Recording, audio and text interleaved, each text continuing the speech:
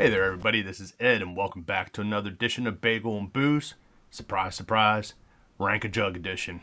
I thought we were getting away from it, but still sticking around like a pair of bad socks. I don't know what the heck that means, but whatever. What's not sticking around is summer. We're coming into fall full swing. Pumpkin spice is everywhere. Our beers have got it, so we're going to give in to the urge. We're going to review a pumpkin beer today. It's a local brew that we're going to feature. So I guess we might as well go ahead and get into that. But before we do, make sure you click on that subscribe button so you can stay up to date with the latest beer reviews.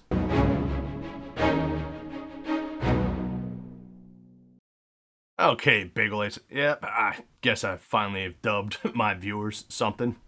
All 30 some of you, but whatever. So every good video podcast, you got something as a follower. So we're Bagelites, whatever. My rule, my show.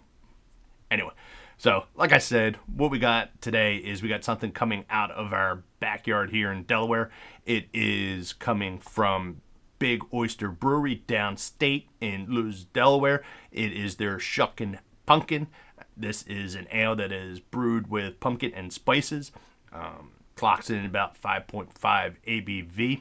We're going to, see if we can find out if this thing is going to chug. We've been defeated the last 2 weeks. See if this makes it 3 in a row for us, or we finally get back up on that chugging wagon. I don't know what the heck you call it. On the horse, off the wagon, on the wagon, whatever.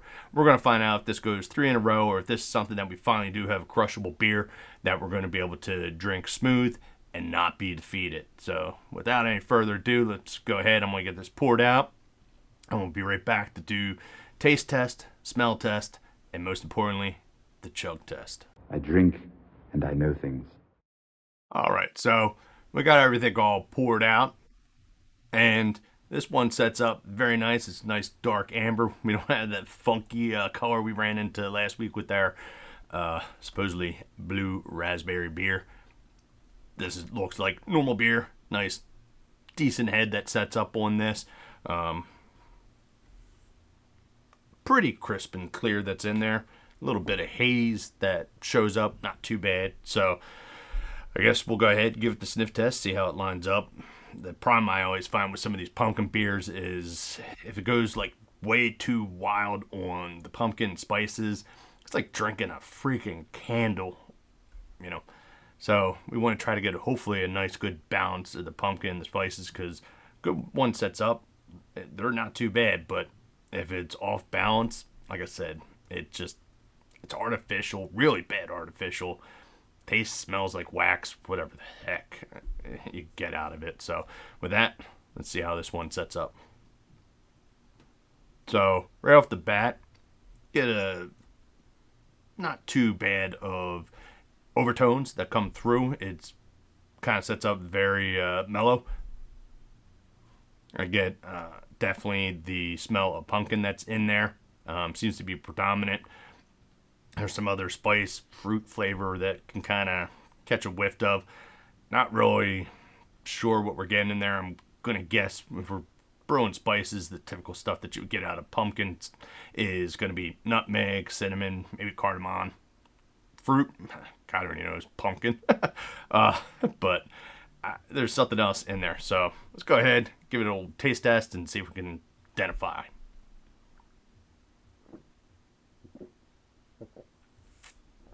So, right off the bat, that is not bad. That is a good kind of balance of flavor that comes in. The pumpkin, very subtle. Almost get kind of some chocolatey overtones that come with this. Not really getting a heavy spice profile off of this beer. Like I said, there was that something else, and I'm guessing it's that kind of fruit. To me, it's chocolate. I'm sure it's probably something else. I'll have to go look up, do a little bit more research, see what they might have in there. I think I saw something on the side of the package, whatever, that dark fruit. What dark fruit? I had no friggin' clue. But All in all, it is a very smooth, well balanced beer. And I get a little bit of spices coming through on that second swig. Didn't get too many on the front one, but all in all, shapes up very nicely. This thing is definitely very sippable. So for a rating, I think we're going to give this a solid, perfect 5 out of 5 bagels. I am not finding really anything wrong with this beer. I've had other stuff from this brewery. They do a real good job with their brews, and this one, like I said, pumpkin this time of year, you're either all the way on one side or you're all the way on the other side. Never really anything in the middle, and this definitely kind of hits it out of the park. So, I guess with that, I'm going to venture that we are not going to get 3 into 3 for being defeated on the chugging, but we'll find out. So, with that, it's time to find out if it will chug.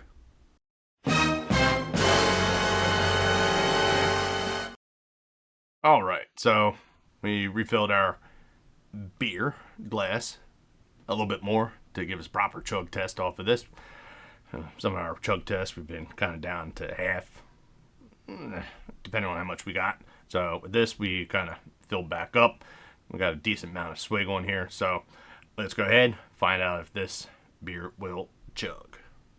Bottoms up.